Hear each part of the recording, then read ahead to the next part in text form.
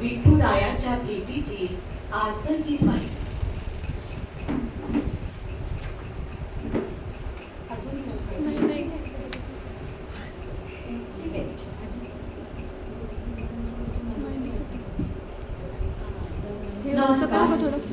ओंकार संगीत विद्यालयाच्या आजच्या या आता संगीत मैफिलीत मी मदालसा कानडे, ओंकार संगीत विद्यालयाच्या संचालिका मनीषा फणसळकर आणि सगळ्या साधकांच्या वतीने इथे उपस्थित तुम्हा सर्वांचं मी मनपूर्वक स्वागत करते आणि तुम्हा सर्वांना आषाढी एकादशीच्या भक्तिमय शुभेच्छाही देते. पंढरपूरचा विठोबा हे अवघ्या महाराष्ट्राचं लोकदैवत. लक्षावधी वारकरी ज्ञानोबा तुकारामाचा गजर करत विविध ठिकाणाहून पंढरपूरला पायी चालत जातात. ते केवळ विठ्ठलाच्या भेटीची आस घेऊनच. त्यांच्यासाठी पंढरपूर हे मोक्षपीठ आहे आणि आषाढी कार्तिकीची वारी हा महाराष्ट्राचा धर्म आहे. आणि म्हणूनच म्हणतात ना की पांडुरंगाच्या चरणी डोकं ठेवल्यावर ज्याच्या डोळ्यात पाणी येत नाही तो मराठी माणूस नाही. आषाढी आणि कार्तिकी या दोन वाऱ्या आपल्याला महत्वाच्या असल्या तरी चैत्र महिन्यातली चैत्री वारी आणि माघ महिन्यातली माघी वारी या सुद्धा वारकऱ्यांसाठी तितक्याच महत्वाच्या. पण आषाढ महिन्यातल्या या वारीचं आणि एकादशीचं महत्व अनन्यसाधारण. म्हणूनच आषाढी वारी ही वारकऱ्यांच्या आनंदाची दिवाळीच. इथे आनंदाला तोटा नसतो आणि हा आनंद कुणी किती लुटावा यावर कुठलंही बंधन नसतं. तुकोबा काय म्हणतात बघा, यारे यारे लहान थोर याती फलते नारी नर. यारे यारे लहान थोर याती फलते नारी नर. करावान विचार न लगे चिंता कुणास. इथे कुणीही यावे आणि हा आनंदाचा ब्रह्मरस मनसोक्त लुटावा. मात्र एक अलिखित अट असते, ती म्हणजे मुखाने अखंड नामस्मरण करायला हवं. अशीच एक आनंदाची वारी आज आपणही करणार आहोत. आपल्या कार्यक्रमाच्या माध्यमातून विठ्ठल नामाच्या गोडीची अभिक्त चव चाखणार आहोत आणि या संगीत वारीचा मनसोक्त आनंद लुटणार आहोत. चला तर मग पंढरीच्या राजाला आपल्या संगीताने पहिल्यांदा प्रसन्न करून घेऊया. तुमच्या समोर उठ पंढरीच्या राजा हे गीत सादर करते रेणुका दीक्षित जोशी.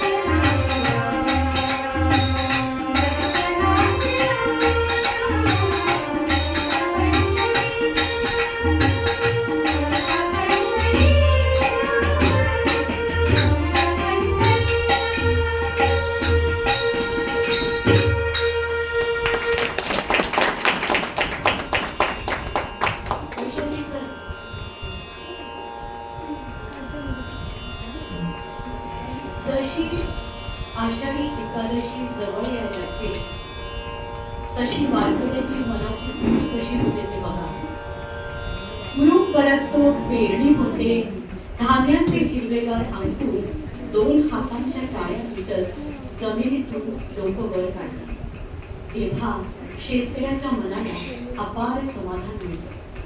एखाद्या निवांत क्षणी बांधावर बसलेला असताना दूरवरून त्याला टाळांचा गजर ऐकू येतो आणि वारा विठूचा संदेश त्याच्या कानात कुजबुजतो. क्षणात तो शेतकरी भानावर येतो आणि त्याला विठ्ठल प्रीतीची ओढ लागते. डोळ्यांसमोर माऊलींची पालखी उभी राहते. कानात जय जय रामकृष्ण हरी हा संजीवन मंत्र घुमू लागतो आणि वारीची ओढ, विठुरायाच्या भेटीची आतुरता त्याला व्याकुळ करते. कधी एकदा दिंडीत सामील होऊन प्राणसखा सावळ्या विठ्ठलाच्या रंगात वैष्णवांसंगे एकरूप होईल अशी तळमळ त्याच्या मनात जागी होते. कारण हा रंग खूपच अद्भुत रंग असतो. देह विठ्ठल माझा हे गीत आता वैष्णवी साखरे आपल्यासमोर सादर करतील.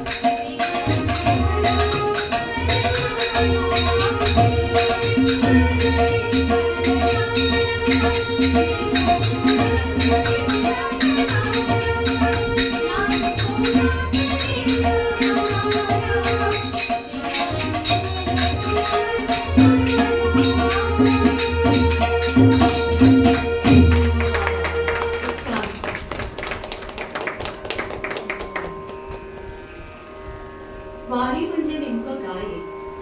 तर वारी म्हणजे नुसतं चालणं किंवा मौज मजा करणं नाही.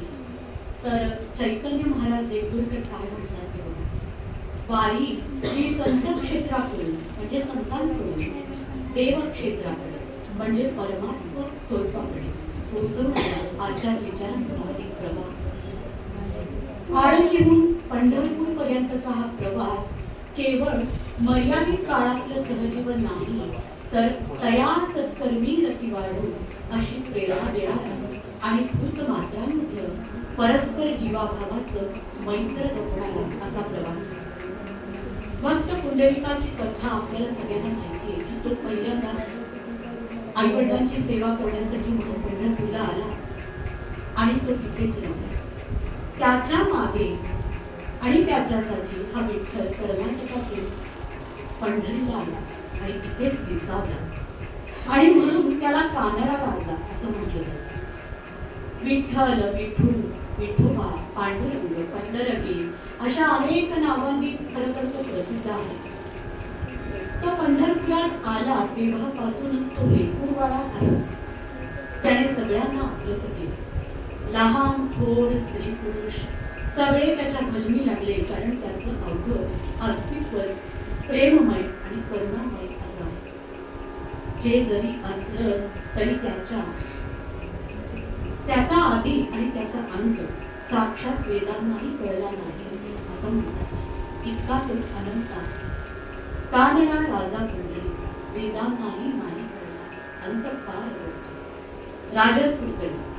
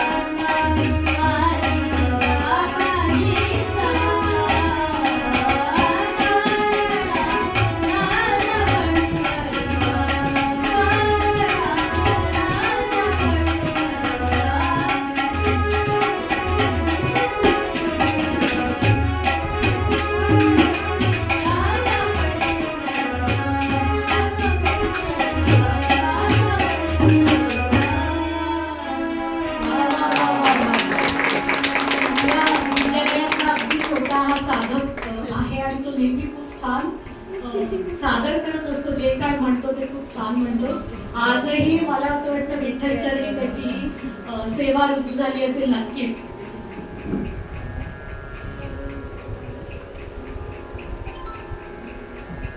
वारीतला प्रत्येक दिवसाचा अनुभव वेगवेगळा असतो. म्हणजे वारी अनुभवाची असेल तर मानवी जीवनाच्या सगळ्या अवस्था वारीमध्ये अनुभवायला मिळतात. कसं तर मनाचं तारुण्य, विचारांची प्रवृत्ता आणि दुर्बलतेची वृद्धावस्था आणि जीवदशेचा मृत्यू सुद्धा अनुभवाचा एक वारी. संत विचारांनी अंतर्मुख होऊन शाश्वततेकडे वाटचाल करणारी ही वारी ही आहे. म्हणून वारीत चालणं म्हणजे केवळ रस्त्यावर चालणं नाही, तर योग्य मार्ग न सोडता चालणं. प्रपंच आणि परमार्थ या दोन्हींचा समतोल साधणारी वाटचाल म्हणजे खरंतर वारी. त्यामुळे या वारीचा नियमित वारकरी होणं हे खूप मोठं भाग्य असतं. काहीतरी पूर्वसंचित पुण्य गाठीशी असल्याशिवाय कुणालाही सहज वारकरी होता येत नाही. तुकोबा काय म्हणतात बघा, पूर्व पुण्य असे जयाचे पदरी, तोची वारकरी खोजायचे. संत जनावे ही सुद्धा विठ्ठलाची अशीच निस्सीम भक्त आणि न चुकता दरवर्षी वारी करणार. तिचा एक अभंग आता आपल्यासमोर सादर होतोय. धरीला पंढरीचा चूर, प्रेषिता झाली.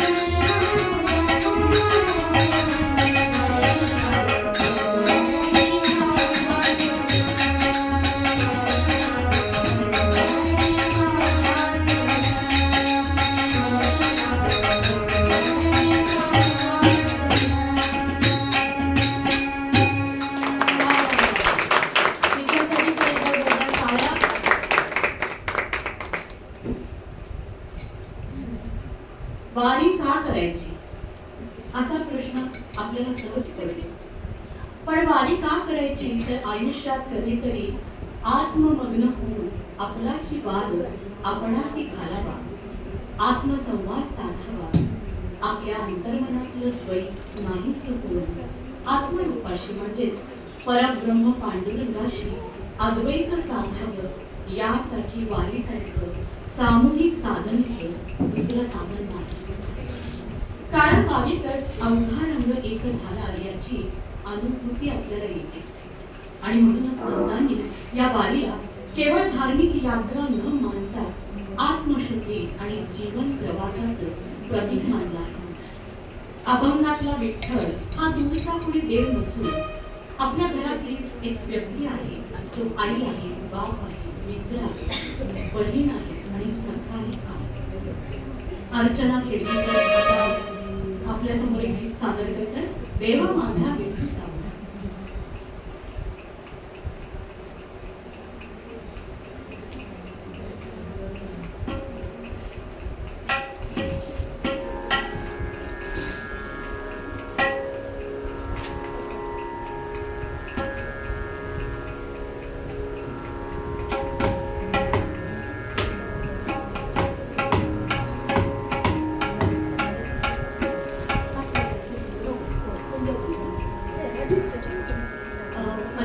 येशिका झाडके हिने आपल्यासमोर एक जनावरांचा अभंग खूप छान सादर केला. तिच्या मॅडम दीपिका देशपांडे आज इथे उपस्थित आहेत. त्यांचं स्वागत ओंकार संगीत विद्यालयाच्या वतीने मी सर्वांच्या वतीने करते आहे.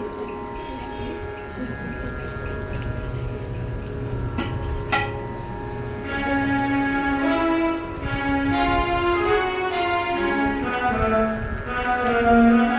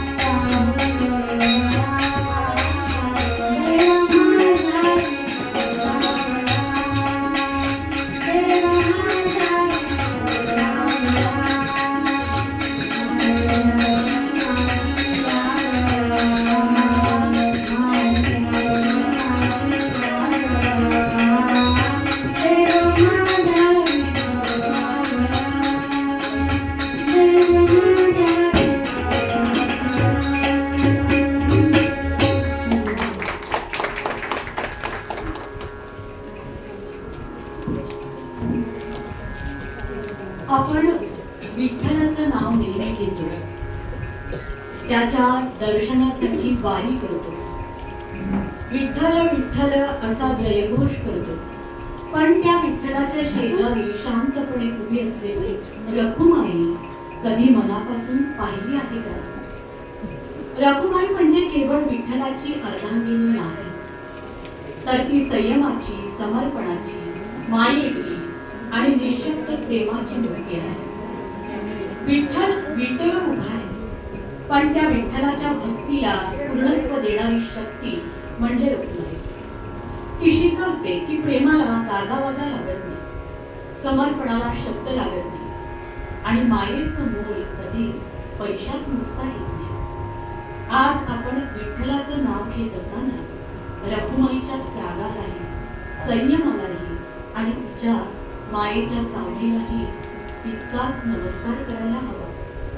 कारण प्रत्येक विठ्ठलामागे एक रखुमाई शांतपणे उभी असते. तिचीच थोरवी गाणारं हे गीत आहे. ऐकूया डॉक्टर अजिता अन्नछत्रे यांच्या आवाजात.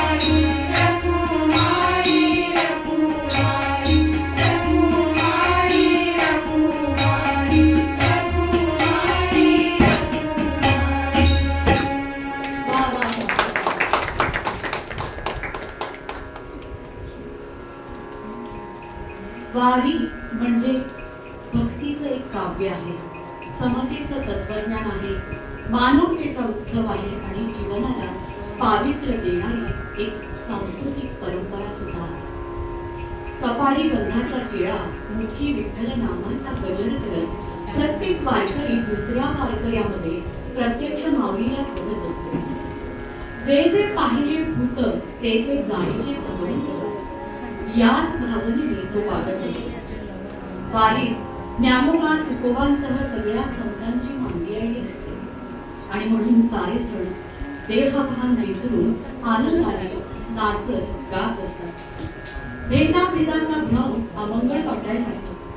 जात पात, गरीब श्रीमंत, उच्च नीच, स्त्री पुरुष असे सारे एक गळून पडतात. वारकरी एकमेकांची दुरावली भेट घेतात आणि एकमेकांच्या पायाने पडतात. इंद्रायणी चंद्रभागा धन्य होतात आणि या सोहळ्यात उरते ती फक्त विठू माऊली आणि बाकी सगळे लोक फिरून जातात आणि परत एकच म्हणजे पांडुरंग.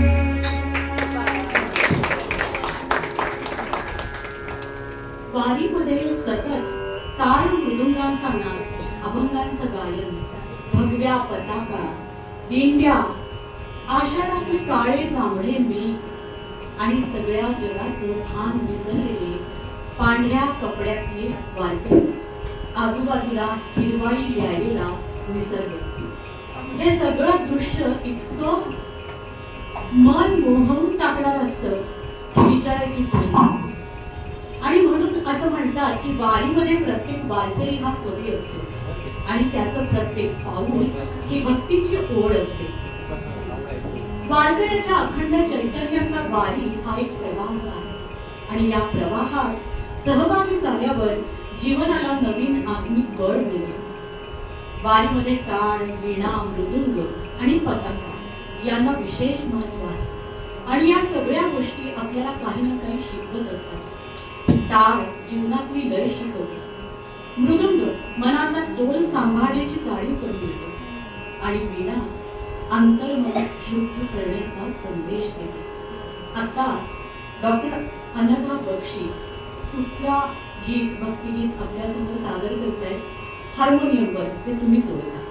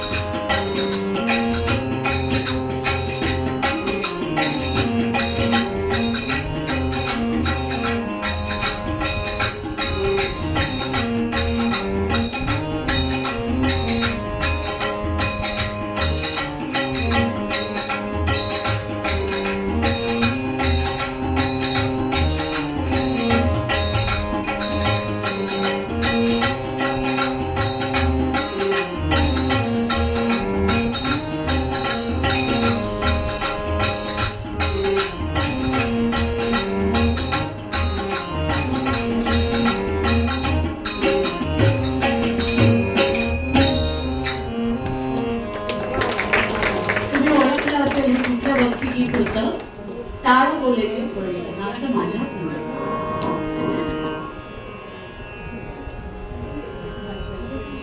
वारी म्हणजे महाराष्ट्राचा चालता बोलता इतिहास आहे, जपलेली परंपरा आहे, लोककलेचा उत्सव आहे, सामाजिक समतेचा संदेश आहे आणि माणसाला माणसाशी जोडणारी एक जीवनशाळाच आहे. म्हणूनच वारीकडे केवळ यात्रा म्हणून नाही तर चालता बोलता लोकसंस्कृतीचा महोत्सव म्हणून पाहणं अधिक योग्य ठरते. ही लोकसंस्कृती लोकांच्या जगण्यात, श्रद्धेत, बोलीभाषेत, लोकगीतात, वेशभूषेत, सण उत्सवात आणि परस्पर संबंधामध्ये जिवंत असते. वारी हे अशा लोकसंस्कृतीचं सगळ्यात व्यापक असं स्वरूप आहे. एक गीत आता आपल्यासमोर सादर करतो. पंढरीच्या राया, हर्षदा देशपांडे.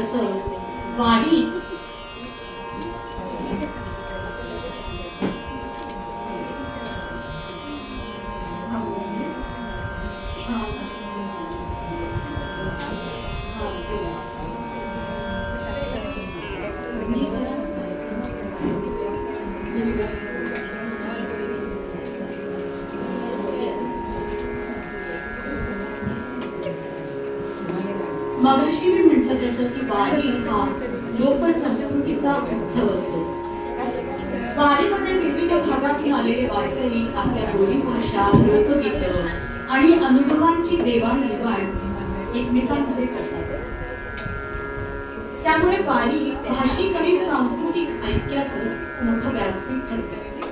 टाळ, मृदुंग, वीणा, चितळ्यांचा निनाद, अभंग, कीर्तन, भारुड, फुगड्या आणि रिंगण यामधून वारीचं सांस्कृतिक वैभव अनुभवायला मिळतं. आणि या वैभवाचा कळस म्हणजे विठुरायाची पंढरी. तिच्या वैभवाचं वर्णन करताना संतांनाही शब्द तोकडे पडल्याची जाणीव होते. कारण डोळ्यात भरलेली असते ती पंढरी. असंच एक लोकगीत आता आपल्यासमोर सादर होते. वीणा गायकवाड आणि संगीता भोसले.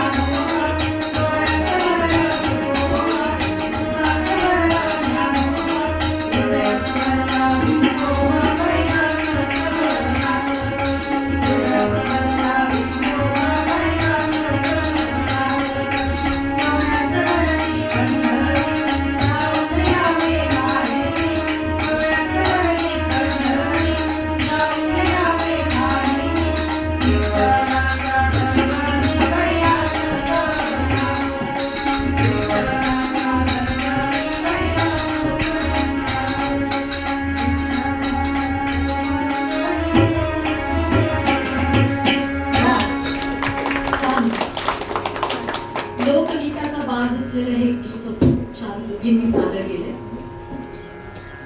पंढरपूर हे वारकऱ्यांचं माहेरघर आणि आपल्या इष्ट देवतेची आस धरून विठ्ठल नामाचा गजर करत लाखो वारकरी आता कुठे धावे मन तुझे चरण देखील असं म्हणत या भक्तीच्या वाटेवर चालत असतात. छळ कपटापासून दूर राहून नामस्मरणात रमणारा वारकरी जिथे निवारा मिळेल तिथे समाधानाने विसावतो. पाऊस, वारा, चिखल यांची पर्वा न करता आनंदाने चालत राहतो. प्रेम, आपुलकी आणि माणुसकीची शिदोरी वाटत तो अंतर्बाह्य विठ्ठलाचा शोध घेत असतो. आणि या प्रवासात स्त्रियाही विठ्ठल भेटीची आस धरून सामील होतात आणि एकमेकीला म्हणतात, चल ग सखे पंढरीला. गौरी वेठाणकर.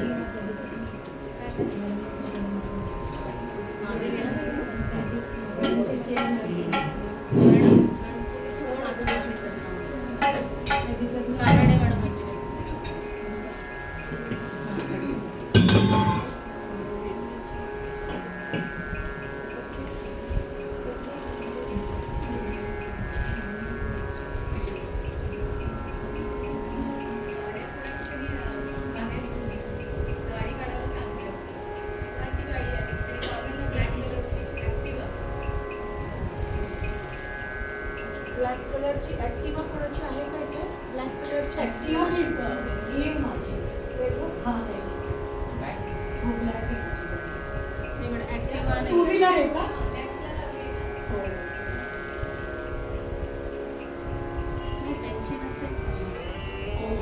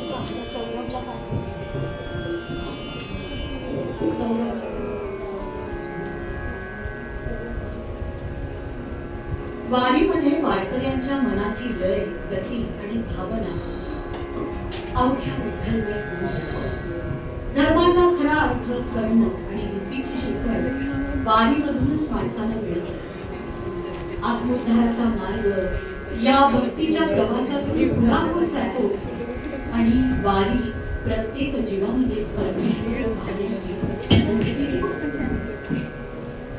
एक तारी घेऊन वारकरी हे गीत गात असतात वारीमध्ये आणि चालत असतात. एक गावी सगळे झालो एकूण. कॅसिओवर सौरभ देशपांडे आपल्यासमोर हे गीत सादर करतोय.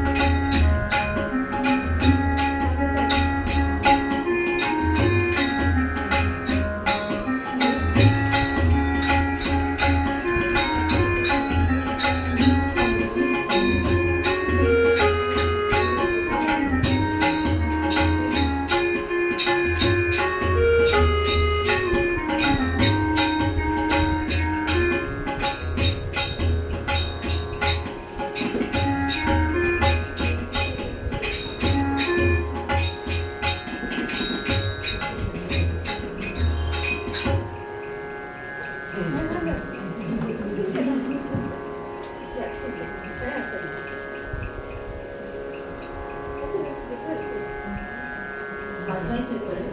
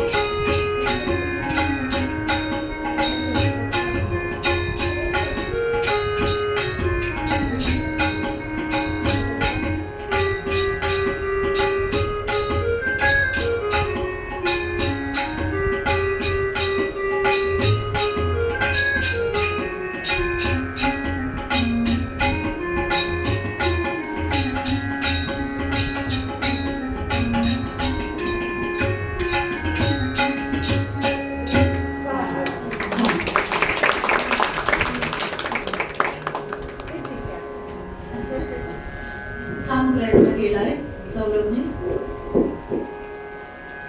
पंढरीचा पांडुरंग हाच वारकऱ्यांचा सखा, जिवलग आणि सर्वस्व. ध्यानी मनी आणि अंतरी एकच विठ्ठल असतो. विठ्ठल नामाच्या जयघोषात होणारी ही आध्यात्मिक वाटचाल माणसाच्या जगण्याला नवं बळ देते. अहंकार विसरून आनंदाचे डोही आनंद तरंग याचा अनुभव प्रत्येक वारकऱ्याला वारीमध्ये मिळत असतो. शुद्ध मनाने आणि श्रद्धेने केलेली वारी जीवन समृद्ध करत जाते. म्हणूनच तर म्हणतात की एकदा तरी पंढरीची वारी करा. गरजती नाचती आनंदे डोलती, सप्रेम कुंदती विठ्ठल नामे, तया सुखाचा पार न कळे ब्रह्मादिका, कुंडलिका देखा भुलविले. सोहम आहे वाढले भक्तिगीत घेऊन आलेला आहे. आली कुठून शिकाली.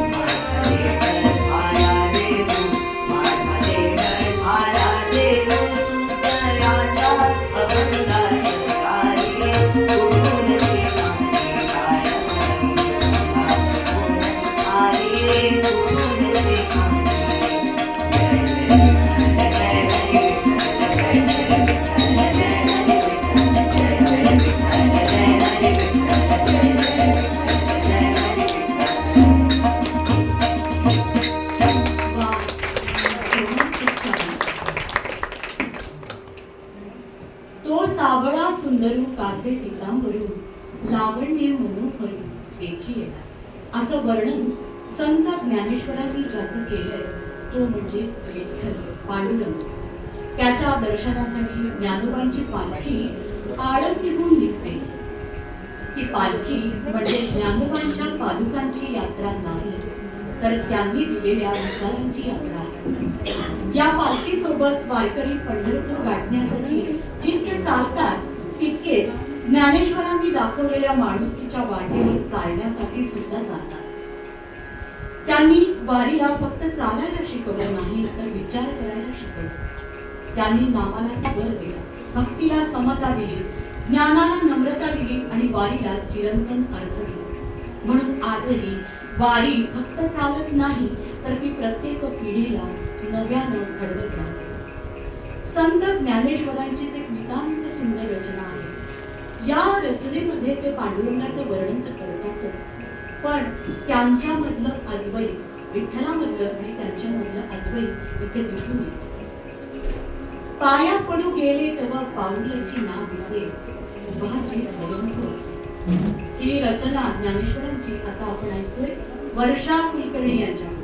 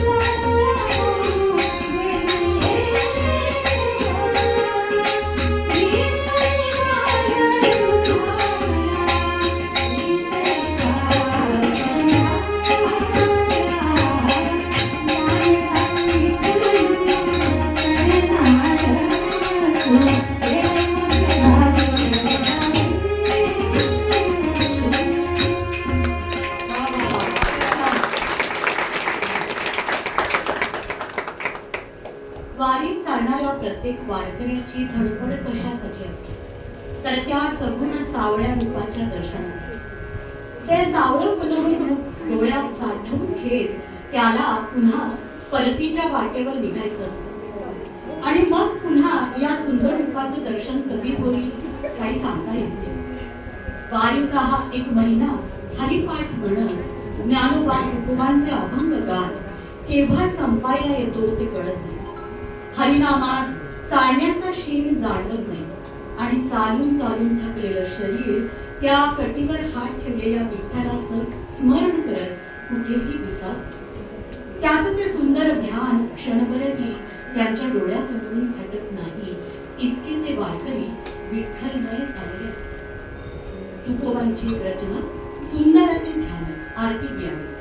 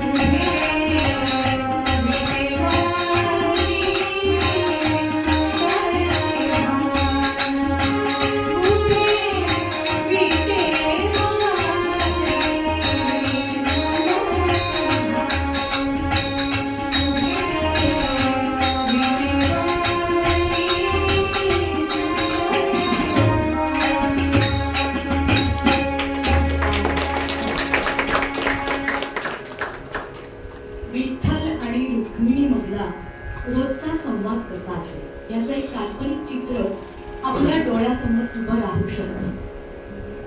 उद्या तुम्ही कुठे म्हणजे कुठे जाणार नाही, उद्या तुम्ही कुठे म्हणजे कुठे जाणार नाही. नेहमी तुम्ही दुसऱ्यांची सेवा घेता. उद्याचा दिवस माझा.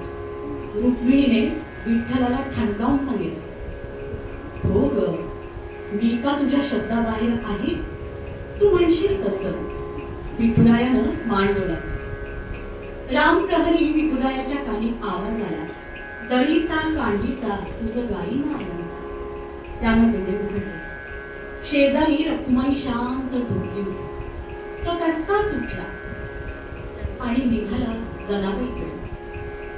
तो जनीकडून येईपर्यंत इथे रखुमाईने गरम पाणी काढून ठेवले. आलात दळण दळून? बसा आता, अंग सोडून देते तुमचं.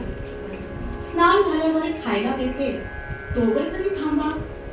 विठुरायानं परत पुकारले, मागणी हेची देवा, दुजेपण दूरी ठेवा. मिठूपण नसे करी उरी, जनार्दन कृपा करी. रखुमाई आत गेली आहे तर यानं लगेच श्रीखंडाचं रूप धरून नाथांच्या घरची वाट धरली सुद्धा. तिथे पाणी भरून गळतो नको देवराया, अंत आता पाहून प्राण हा सर्वथा जाऊन पाहे. ही आर्त हाक ऐकून त्याचे पाय वळले, काढून पाठी. तिला दिलासा देऊन दबकत दबकतच विठुराया घरी आला. समोर रखुमाई थालीपीठ आणि लोण्याचा गोळा घेऊन उभीच होती. आता हे तरी शांतपणे खाणार की अजून कुठे जायची घाई आहे तुम्हाला? मी कुठे जाणार तुला सोडून? बाकी थालीपीठ उत्तम झालंय ग. हो ना, मग आता दुपारी काय खाणार ते सांगा. दुपारी भाजी भाकरी कर छान. मी तर म्हणतो तो सावता कधीचा बोलवतोय आपल्याला, तर एकदा जाऊन येऊ त्याच्या मळ्यात. मी नाही येत, जा तुम्हीच, रखुमाई चिडून म्हणाली. पडत्या फळाची आज्ञा घेऊन विठुराया निघाला. कांदा मुळा भाजी अवघी विठाई माझी. रखुमाईचा राग कमी व्हावा म्हणून सावत्याच्या मळ्यातली थोडी ताजी भाजी घेतली. तोच एका बाळाच्या रडण्याचा आवाज आला.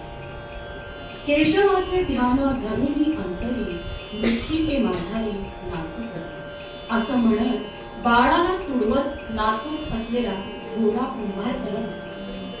त्या पोराला वाचवत गोरा कुंभाराच्या हवाली करण्याच्या नादात सावत्याच्या मळ्यातली घेतलेली भाजी तिथेच विसरला. तसेच मातीने भरलेले कपडे घेऊन तो पंढरपूरला गेला. पण आज रखुमाईने भांडायचं नाही असंच ठरवलं. कपडे बदलून घ्या, तोवर भाकऱ्या करायला येते असं म्हणाले. तिने गरम गरम भाकऱ्या केल्या, पण त्या काही त्यांच्या कशातही उतरे नाही. तुपाची वाटी आणि नैवेद्य ठेवून उभा असलेला नामा सतत त्याच्या डोळ्यासमोर येऊ लागला. आपण नैवेद्य ग्रहण करेपर्यंत तो काही खाणार नाही हा विचार विठुरायाच्या मनात सतत येत होता. रखुमाईला भाकरी वाट सांगून विठुराया सटकला नामदेवाकडे. त्या नैवेद्याचा घास घेऊन निघाला तर देहूला वृक्षवल्ली आम्हा सोयरी वनचरी असं गात असलेला तुकाराम दिसला. त्याच्या डोक्यावर सावली धरली आणि पुन्हा घरी परतला. थकला असाल तर जरा दम घ्या असं रखुमाईने सांगितलं. तिच्याकडे प्रेमानं पाहून तो कळवला. संध्याकाळी उठला. चल आपण दोघं आता सारीपाट खेळू. रखुमाईला म्हणाला, बघा हं, आपण खेळायला बसू, पण परत तुम्हाला काहीतरी आठवेल. मग मात्र मी कायमची इथून निघून जाईल. नाही ग, असं नाही होणार. त्याने हसून तिला खात्री दिली. खेळ रंगात आला आणि विश्वाचे आर्त माझ्या मनी प्रकाशने अशी साथ आहे. त्या 4 भावंडांकडे कसं दुर्लक्ष करणार? डाव सोडून तो निघाला. त्यांच्या पाठीवरून मायेचा हात फिरवला. त्या 4 भावंडांना भेटून विठुराया आला खरा, पण तोवर त्याची रखुमाई चिडून खरंच निघून गेली. ही गोष्ट सगळ्या संतांना समजली. सगळ्यांनी मिळून तिची मंथन केली. तुझ्या विना वैकुंठाचा कारण खरंच झालेला, पण त्या मंथनीला रखुमाई काही बदलू नये. आता गेली 28 युग तो तिची विनवणी करतो. आणि म्हणून असं म्हणतात की विठ्ठल येण्यापूर्वीच रखुमाई दिंडीवनात आली होती, म्हणजे आत्ताचं पंढरपूर. आणि मग तिच्या मागे तिची विनवणी करायला विठ्ठल गेला. पण रखुमाईच्या मनात कायम स्त्री सुलभ असूया निर्माण झालेली आहे. भक्तांच्या मांदियाळीमध्ये रमलेल्या या आपल्या नवऱ्याला विठ्ठलाला ती म्हणते, भक्त थोरते गेले निघुनी, गेला महिमा तरुणाचा, विठ्ठल चाले देवपणाचा, रहायचे एकटे कशाला, पंढरीनाथा जळकरी अंगा, पंढरी सोडून चला विनवते, रखुमाई विठ्ठल. हेच गीत आता ती सादर करतील.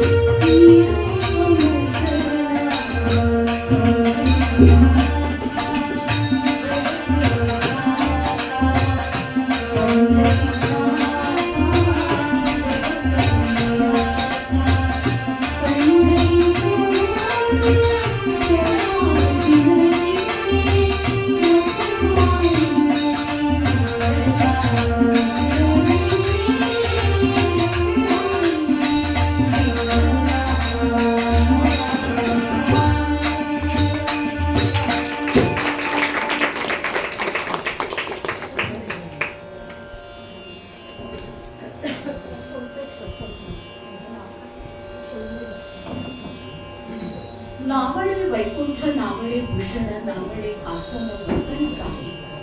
कीर्तनी गजरी नाचतो श्रीहरी म्हणत असे महारी चोखी यांची. चोखा महार यांची पत्नी आणि अशिक्षित अशी संत सोयराबाई यांचा हा अभंग आहे. वारी येणारे सगळेच वारकरी काही साक्षर आणि ज्ञानी नसतात बरं का. म्हणून वारीत अक्षर ओळखणारा आणि अक्षर न ओळखणारा वारकरी यांच्या भेद राहत नाही. ज्याच्या मनात करुणा तोच ज्ञानी. वारी म्हणजे संत परंपरेच्या विचारांचं चांगलं बोलतो एक विद्यापीठच आहे. इथे पुस्तकं उघडली जात नाही तर अंतःकरण उघडली जातात.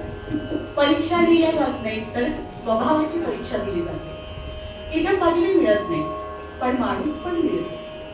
समता, भक्ती, श्रम, प्रतिष्ठा आणि प्रेमाचा संदेश वारीतून प्रत्यक्ष आचरणात आणला जातो.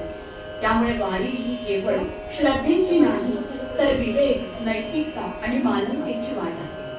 आणि या सगळ्या गुणांचे धागे विणताच वारकरी अखंड वारीमध्ये चालत राहतात. धागा धागा अखंड विणूया. शैलजा सोनपेठ.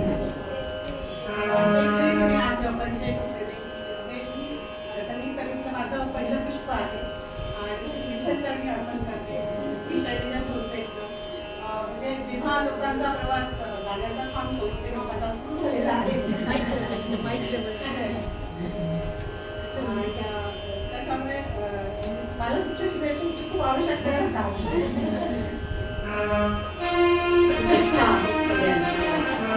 प्रवास कधी थांबतच नसतो. बरोबर आहे. प्रवास कधी थांबतच नसतो.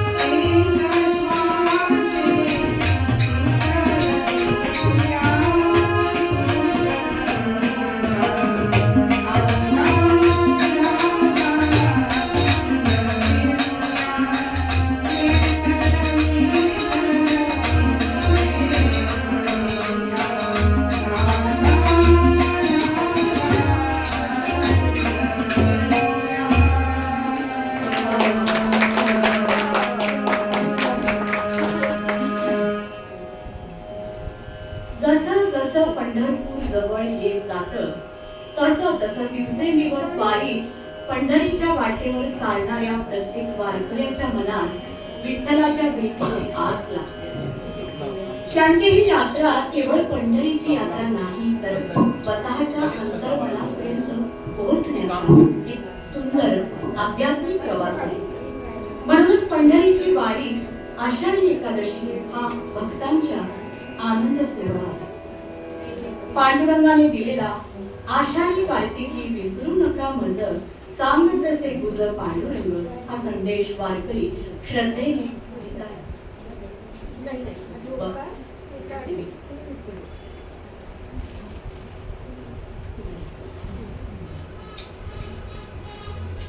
श्रद्धेने हा संदेश वारकरी पाळतात आणि विठ्ठलाच्या भेटीसाठी व्याकुळ होतात.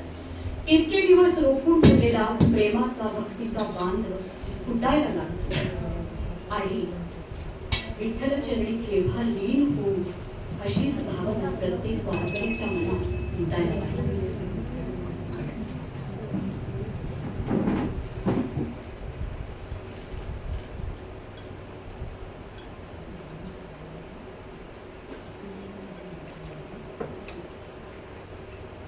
विठ्ठल आवडी प्रेम भाव ओंकार फणसळत असते.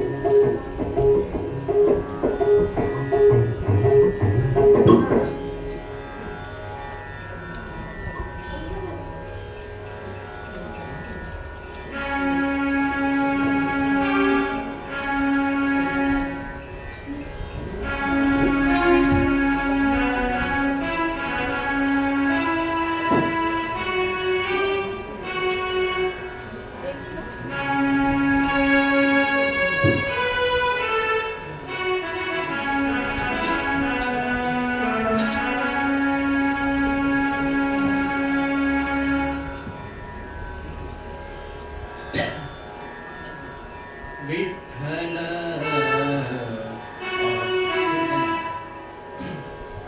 मानतो से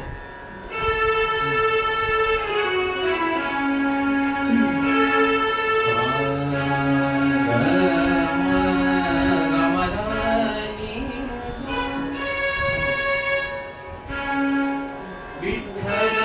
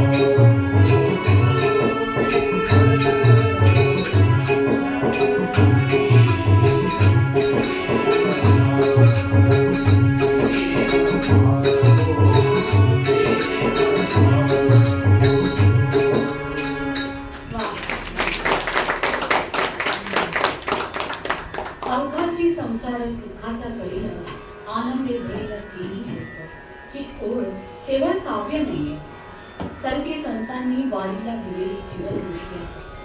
संसार सोडून सुख कधीच मिळत नाही. संसारामध्ये समता, प्रेम आणि करुणा जागी झाली की तोच संसार मग पंढरी बनतो. म्हणून त्यांच्या वारीमध्ये संसार त्याज्य नाही, तर ती एक साधना आहे. वारी विठ्ठल मंदिरामध्ये उभा असतो, पण त्याहून अधिक तो माणसाच्या अंतःकरणात उभा आहे. आणि प्रत्येक वारकऱ्याला मग त्याच मूर्तीमध्ये माऊली दिसायला लागते. इतके दिवस रोखून ठेवलेला प्रेमाचा भक्तीचा बांध फुटायला लागतो आणि मनातून शब्द उमटतात, भेटी लागी जीवा लागलीसे आस. स्मिता कोल्हटकर.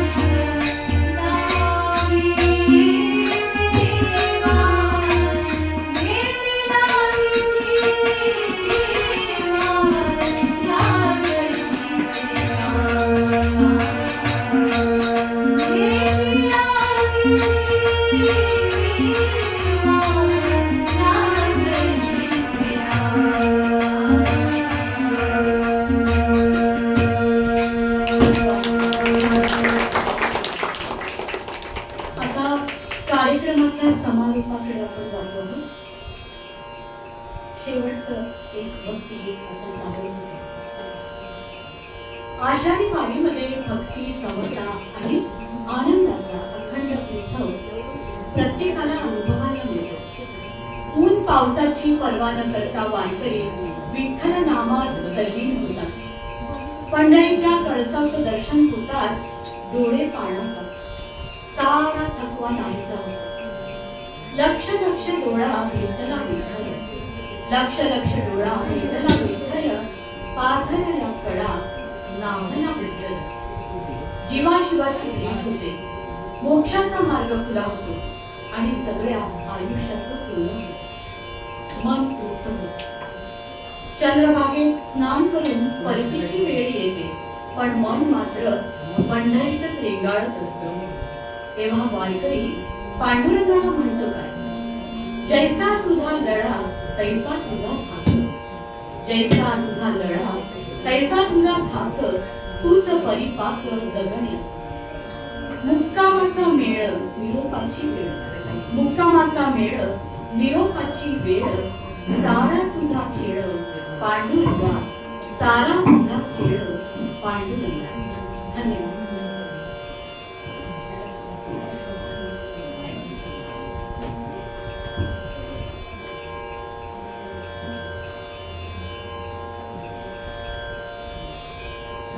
इथे ऐकायला आलेल्यांपैकी कोणाला असं वाटतंय की मला आता गायचं आहे, मावशी किंवा आचार्याताई गाण्याची उर्मी आली असल्यास त्या उर्मीची सेवेत संधी होऊ शकते. स्वरातून देवापर्यंत खूप लवकर पोचता येतं. आज माझा सध्या आवाज अजिबात चांगला नाहीये, परंतु सेवा करण्यासाठी म्हणून मी गाते.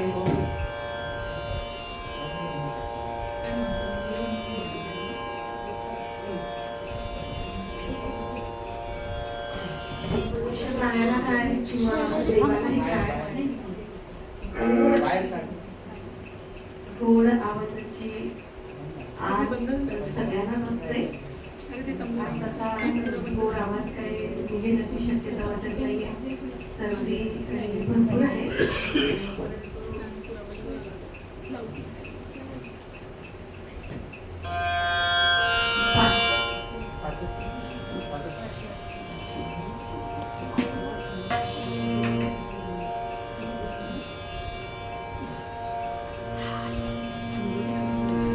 भैरवीच सादर करते, कारण की स्वतःनी भैरवीच गायली आहे.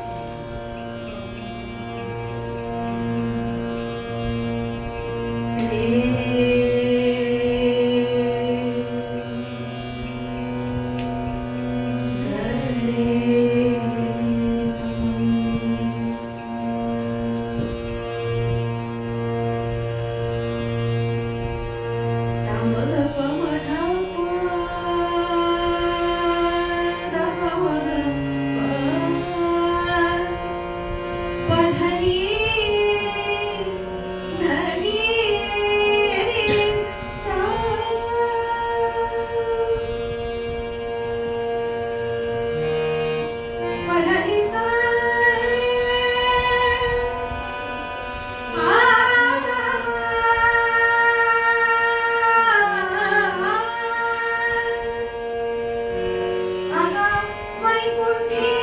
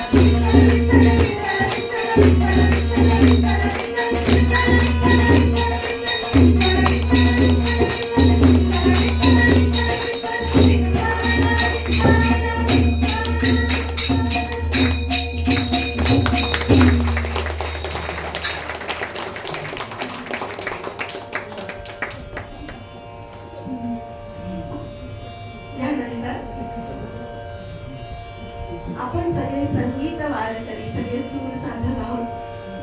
त्याच्यामुळे आम्ही सगळ्या महिला मंडळाने तुमच्या सगळ्यांची खाण्यापिण्याबद्दलची सेवा करायची आहे असं ठरवलेलं आहे.